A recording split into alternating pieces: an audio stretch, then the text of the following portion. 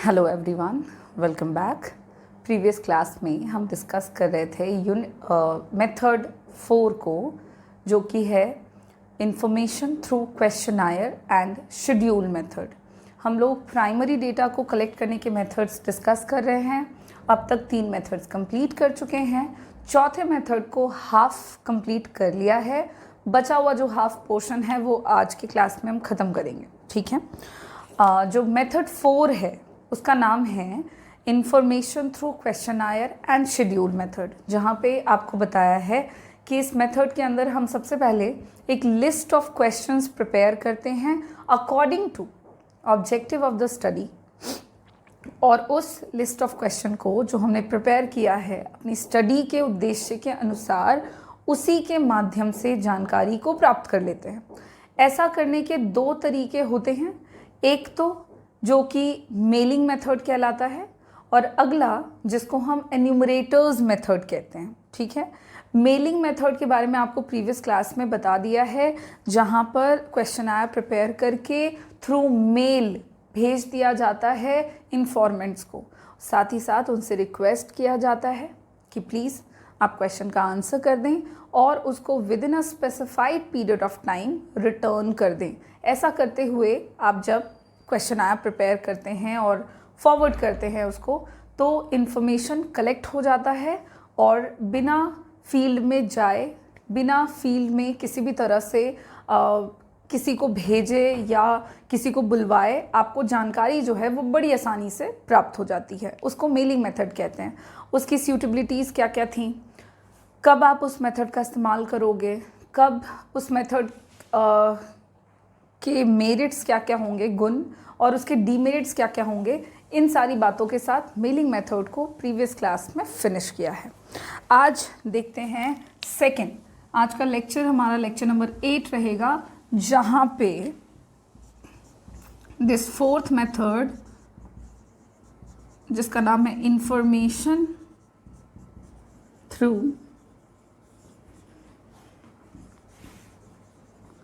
Questionnaire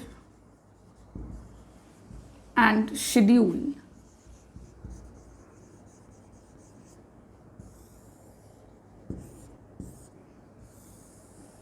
इसी के second method को डिस्कस करेंगे, जिसका नाम है एन्यूमरेटर्स मेथड। आपको मैं बता चुकी हूँ कि इस मेथड के अंदर हमें 2 तरीके हैं जो डिस्कस करने हैं। मेलिंग मेथड कर चुके, एन्यूमरेटर्स मेथड आज करेंगे। देखिए, जैसा कि नाम से पता लग रहा है, एन्यूमरेटर्स मेथड मतलब एन्यूमरेटर का तरीका। लाइक आप एकदम इसको ट्रांसलेट करते हैं अगर हिंदी में, तो इसका यही मतलब निकलता है, एन्यूमरेटर का तरीका। Now what is enumerators method?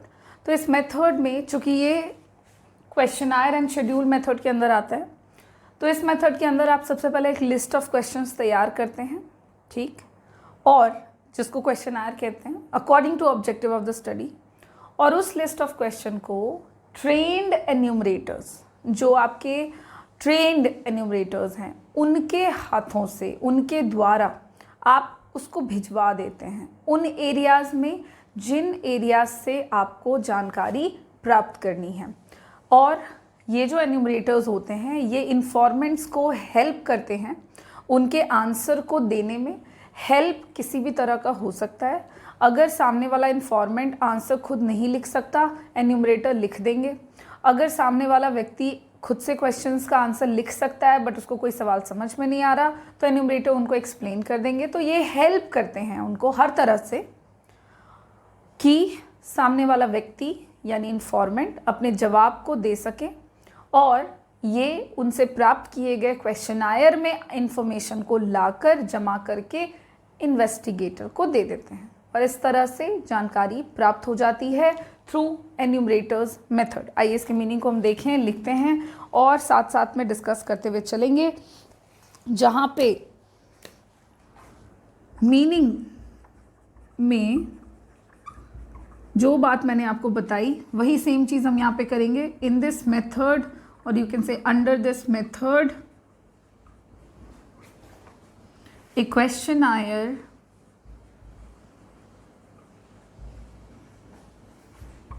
is prepared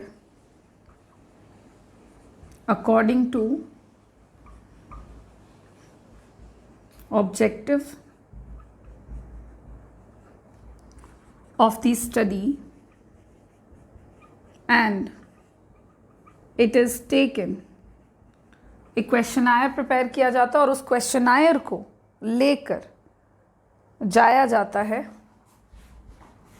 is taken by the trained enumerators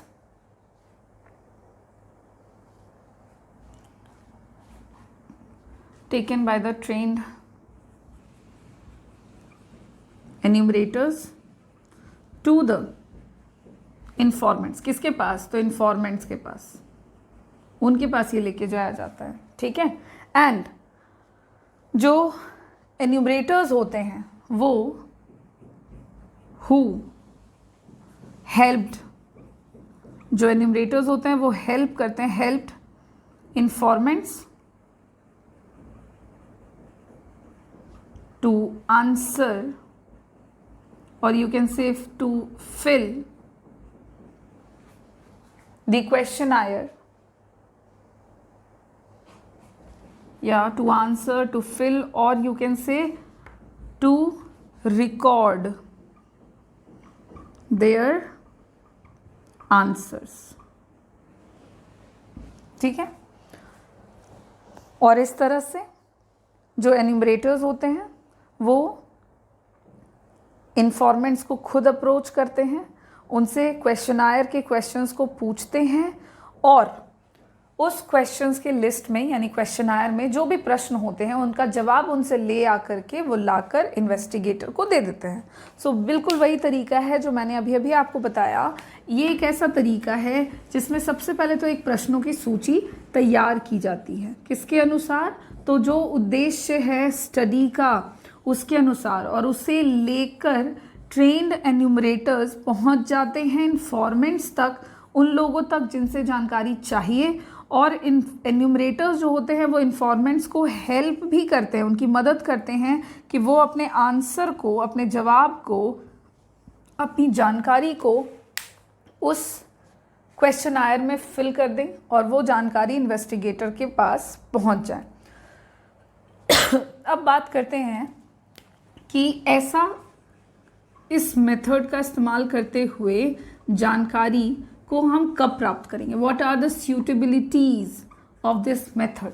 तो इस मेथड को आप बहुत सारे सर्टेन प्लेसेस में यूज़ कर सकते हैं, इसके बहुत सारे यूजेस हैं, ठीक है। इस मेथड में जनरली होता है कि जो एन्यूमरेटर होता है वो व्यक्ति होता है जो इन्वेस्टिगेटर को डेटा कलेक्शन में हेल्प करता है ना, और वो लोग ट्रेंड होने चाहिए जो कि आराम से फिल कर सकते हैं शेड्यूल को, क्वेश्चनायर या फिर शेड्यूल को, और उन क्वेश्चंस को बहुत ही इंटेलिजेंट तरीके से वो इन्फॉर्मेंट्स तक पहुंचाते हैं सो दैट कि इन्फॉर्मेंट्स भी उनके क्वेश्चंस का आंसर करने को तैयार हो जाएं, ठीक है। तो इस तरह के काम जो है वो आप अलग अलग जगह पर कर सकते हैं, अलग अलग पर्पसेस होते हैं इनके। और अगर हम देखें कि सूटेबिलिटीज़ क्या क्या हो सकती है इस मेथड की, तो कुछ पॉइंट्स हैं। जैसे कि सबसे पहला पॉइंट अगर देखा जाए तो वो यही है कि अगर आपका एरिया ऑफ इंक्वायरी, जिस एरिया से आप इंक्वायरी कर रहे हैं, अगर वो एरिया ऑफ इंक्वायरी आपका लार्ज है, बड़ा है, बड़े क्षेत्र से आपको जानकारी प्राप्त करनी है, तो आप इस मेथड का इस्तेमाल कर सकते हैं। ये मेथड आपको लार्ज एरिया या लार्ज एरिया ऑफ इन्वेस्टिगेशन में हेल्प करेगा, जहाँ पे आप आसानी से ट्रेन एन्यूमरेटर्स की मदद से जानकारी को प्राप्त कर लेंगे।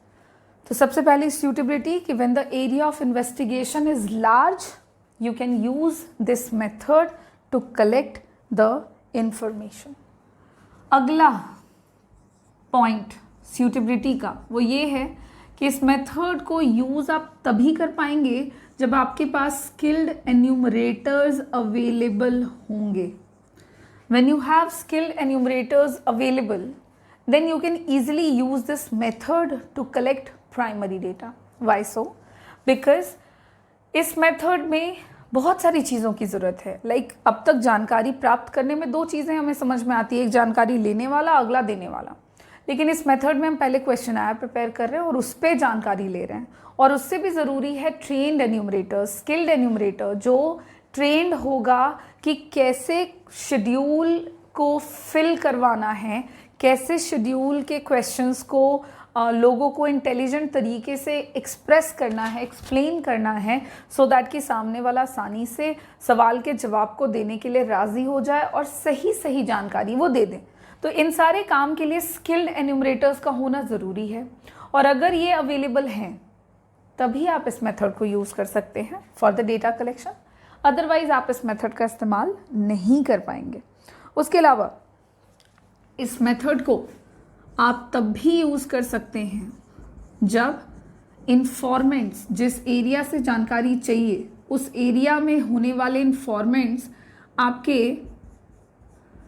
एजुकेटेड, अगर देखा जाए कि क्या वो पढ़े लिखे होंगे, तो वो अगर इनफ एजुकेटेड नहीं होंगे, इनफ एजुकेटेड अगर वो नहीं होंगे, तो फिर इस केस में आप इस मेथड का इस्तेमाल करके डेटा कलेक्शन करते हैं। मतलब अगर आपको किसी ऐसे क्षेत्र से जानकारी प्राप्त करनी है जहाँ पे लोग बहुत ज़्यादा पढ़े लिखे नहीं हैं, दे आर लाइक लिटरेट हैं बस, या थोड़े बहुत पढ़े लिखे हैं, या ऐसे भी केसेस हो सकते हैं जहाँ पे बिल्कुल भी पढ़े लिखे नहीं हैं, तो फिर वहाँ पे ना आपको इसी मेथड का इस्तेमाल करना होगा। और इस मेथड के थ्रू ही हम इस तरह के लोगों से भी सही जानकारी प्राप्त कर सकते हैं जहाँ पे लोग आपके बहुत ज़्यादा पढ़े लिखे नहीं होते हैं। कैसे? तो एन्यूमरेटर्स मेथड में एन्यूमरेटर जो हैं वो हेल्प करते हैं इन्फॉर्मेंट्स को उनका आंसर रिकॉर्ड करने में, जिससे कि होता ये है कि अगर सामने वाला व्यक्ति पढ़ा लिखा नहीं भी है तो भी इस मेथड का इस्तेमाल करते हुए उनसे जानकारी प्राप्त की जा सकती है और जानकारी रिलायबल हो सकती है। तो ये इस मेथड की एक और इम्पॉर्टेंट सूटेबिलिटी है।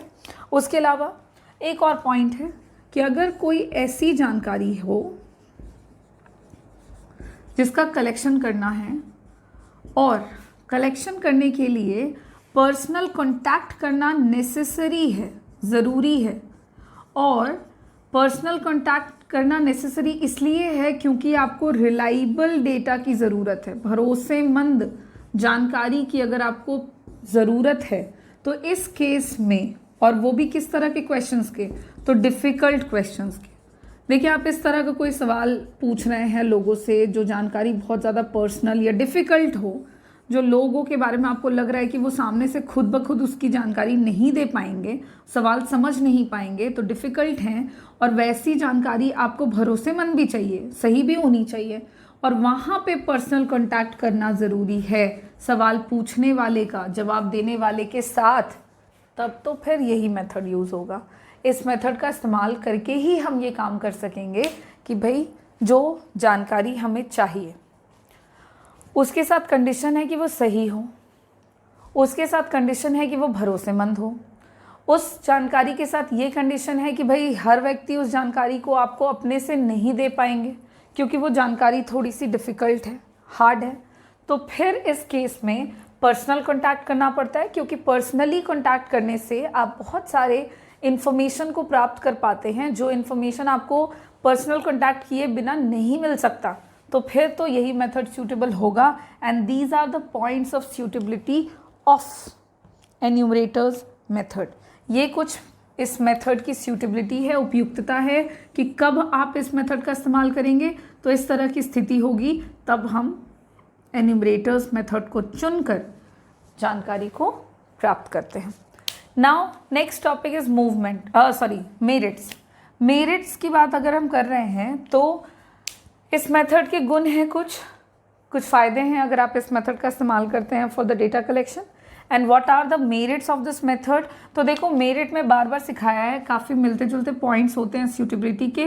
और सबसे पहला फ़ायदा कि अगर आप इस मेथड का इस्तेमाल करते हैं फॉर द डेटा कलेक्शन तो इससे वाइड एरिया आप आराम से कवर कर सकते हैं। बड़े क्षेत्र से जानकारी अगर आप प्राप्त करना चाहते हैं तो ये मेथड ये काम आसानी से कर सकता है। इनफैक्ट ये मेथड तब भी यूज़ होगा जब आपके पीपल इलिटरेट होंगे, जब आपके इन्फॉर्मेंट्स पढ़े लिखे नहीं होंगे।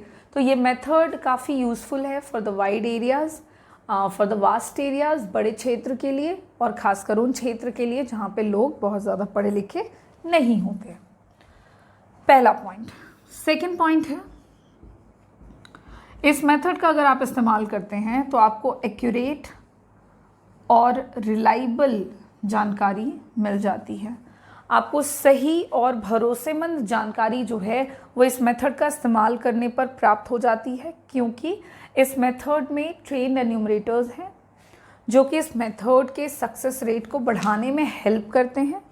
और इस मेथड में होता ये है कि एन्यूमरेटर्स ट्रेंड है और वो इन्फॉर्मेंट्स से मिलकर उनसे जानकारी प्राप्त करते हैं। अब मिलने पर जानकारी जो है वो थोड़ी सही मिलती है कंपैरेटिवली जब आप नहीं मिलते। जैसे मेलिंग मेथड की मैं अगर बात करूं तो हो सकता है कि मेलिंग मेथड में आपको जानकारी जो है वो उतनी सही न मिले। क्यों? क्योंकि उस मेथड में जो व्यक्ति है, जो इन्वेस्टिगेटर है, वो खुद नहीं जाते हैं डेटा कलेक्शन के लिए, बल्कि वो मेल कर देते हैं। तो वैसी सूरत में जानकारी के गलत या कम सही होने के चांसेस बढ़ते हैं,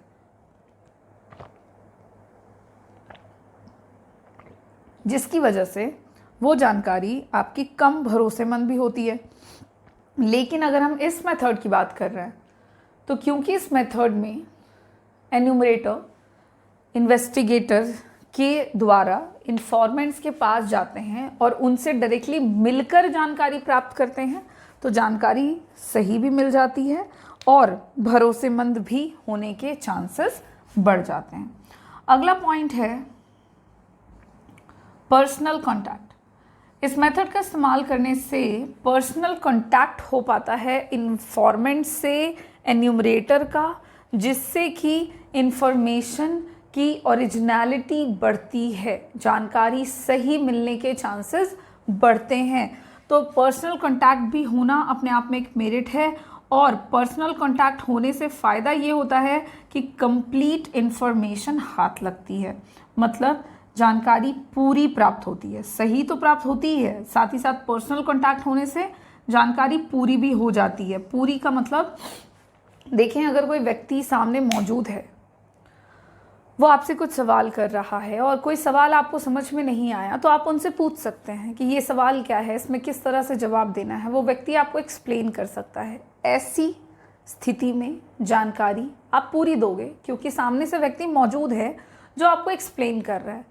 वहीं दूसरी तरफ अगर हम कोई ऐसी स्थिति या कोई ऐसे मेथड से जानकारी ले रहे हैं जहाँ पे सामने वाला व्यक्ति मौजूद नहीं है, माइट भी वो आपको अगर हम मेलिंग मेथड की बात करते हैं तो वहाँ पे इंफॉर्मेशन इनकम्प्लीट मिलने के चांसेस थे, क्योंकि वहाँ पे जो इन्वेस्टिगेटर है या इन्फॉर्मेंट्स है, ऐसे कोई भी व्यक्ति पर्सनल कांटेक्ट करते हुए नहीं दिखते हैं, बल्कि वो मेल के थ्रू इन्फॉर्मेशन प्राप्त करते हुए दिखते हैं।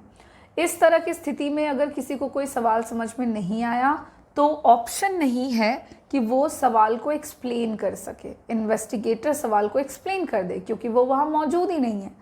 तो वैसी स्थिति में अगर सवाल समझ में नहीं आया तो इन्फॉर्मेंट्स बहुत ज़्यादा टेंशन न लेते हुए जवाब को अधूरा देंगे, अधूरी जानकारी देंगे, और ऐसे में अगर आप अंततः देखें तो जानकारी अधूरी मिलती है। लेकिन इस मेथड में चूँकि पर्सनल कांटेक्ट होता है, और पर्सनल कांटेक्ट होने से फ़ायदा ये हो जाता है कि कंप्लीट इन्फॉर्मेशन मिलती है, पूरी जानकारी प्राप्त हो जाती है। And these are the points जो कि एन्यूमरेटर्स मेथड के मेरिट्स को बताते हैं। Now move on to the demerits, कि इस मेथड के डिमेरिट्स क्या क्या हैं। तो सी डिमेरिट्स इस मेथड के देखे जाएं तो हैं, मेरिट की तरह डिमेरिट्स भी हैं, और पॉइंट वाइज अगर हम बात कर रहे हैं तो सबसे पहला पॉइंट है डिमेरिट का कि ये तरीका कॉस्टली है, ये मेथड खर्चीला है। इस मेथड का इस्तेमाल करते हुए जब डेटा कलेक्शन होता है तो यहाँ पे काफ़ी ज़्यादा समय, पैसा और मेहनत, इन तीनों चीज़ों को कंज्यूम होते हुए देखा जाता है। सिंस इस मेथड में स्किल्ड एन्यूमरेटर्स इन्वॉल्व होते हैं और स्किल्ड एन्यूमरेटर्स थोड़े एक्सपेंसिव हो जाते हैं क्योंकि उसमें उनको पैसे देने पड़ते हैं, क्योंकि वो बहुत मेहनत करते हैं। तो अकॉर्डिंगली ओवरऑल ये तरीका खर्चीला है, काफ़ी पैसा कंज्यूम करता है। वहीं दूसरे पॉइंट में देखें तो this method is very time consuming.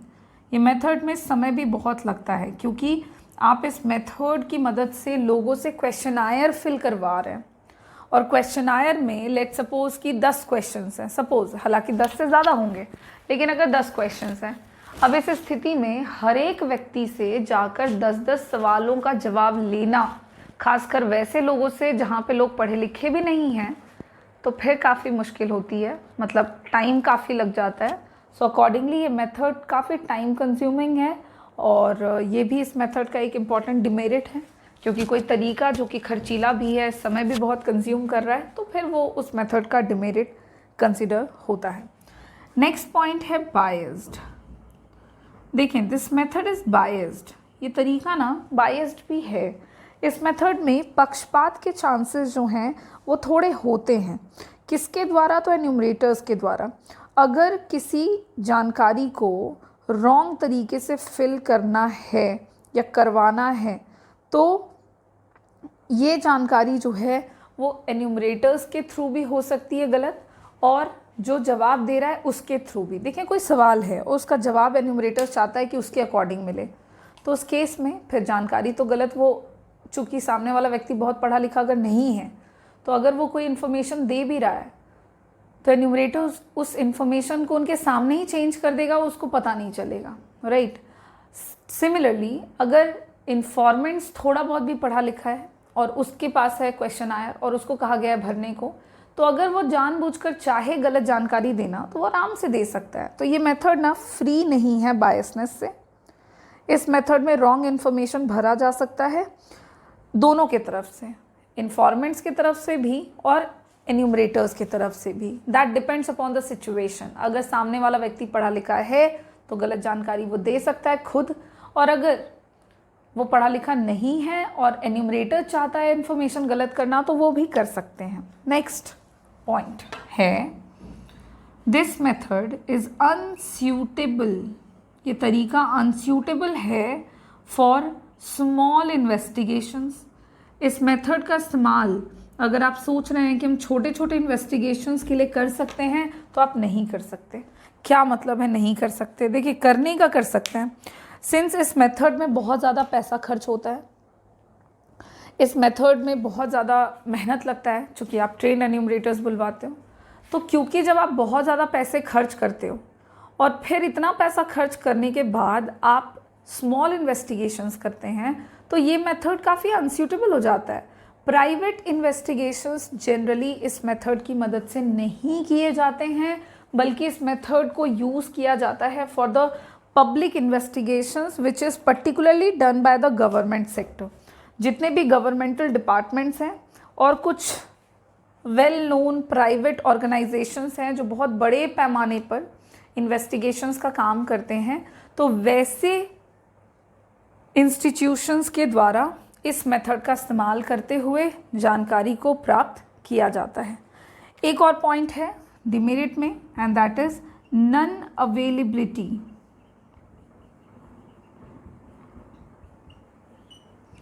Of skilled enumerators. देखिए, जितने भी एन्यूमरेटर्स हैं उनके साथ प्रॉब्लम ये है इस मेथड की कि इस मेथड में स्किल्ड एन्यूमरेटर्स की रिक्वायरमेंट है, और वो स्किल्ड एन्यूमरेटर्स आपको बड़ी आसानी से उपलब्ध नहीं हो पाते हैं, चूँकि काफ़ी ज़्यादा एन्यूमरेटर्स अवेलेबल हैं बट दे आर अनस्किल्ड, बहुत ज़्यादा स्किल्ड नहीं हैं, जिसकी वजह से इस मेथड में जो इन्फॉर्मेशन की रिलायबिलिटी है वो थोड़ी घट जाती है, और ये इस मेथड का एक डिमेरिट है।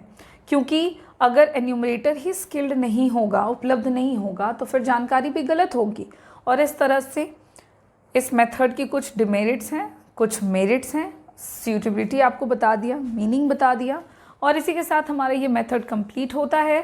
सी, जितने भी डिमेरिट्स हैं बावजूद उसके ये एक अच्छा मेथड है, इस्तेमाल इसका काफ़ी किया जाता है, और अगर आप एग्जाम्पल की बात करें तो जैसे देश में जनगणना आंकड़े जो इकट्ठा किए जाते हैं, कलेक्ट किए जाते हैं, उस मेथड में या उस जानकारी को प्राप्त करने के लिए जिस मेथड का इस्तेमाल किया जाता है वो एन्यूमरेटर्स मेथड ही होता है, क्योंकि एन्यूमरेटर्स मेथड में ही आपके घर पर कोई व्यक्ति आते हैं और उनके पास प्रॉपर शेड्यूल होता है which is a list of questions, और उसको वो आपसे फिल करवाते हैं। आपसे सवाल पूछकर, आपका जवाब सुनकर वो उसको खुद ही भरते हैं, राइट। तो ये आपका एन्यूमरेटर्स मेथड है जिसका इस्तेमाल काफ़ी होता है। तो इसी के साथ हमारा ये मेथड कंप्लीट, और एन्यूमरेटर्स मेथड के कंप्लीट होने के साथ ये जो फोर्थ मेथड चल रहा है हमारा information through questionnaire and schedule, ये यहाँ पे कंप्लीट हो जाता है। नेक्स्ट क्लास में मैं आपको क्वेश्चनायर की कुछ क्वालिटीज़ बताऊंगी जो कि हमने इस मेथड में डिस्कस किया है। क्वेश्चनायर तो वो कैसा होना चाहिए, उसकी क्वालिटीज़ कैसी होनी चाहिए, हम वो डिस्कस कर लेंगे। और फिर हम लोग बात करेंगे 5वें मेथड के बारे में which is the last method for the collection of primary data, जो कि होगा टेलीफोनिक इंटरव्यू। Thank you.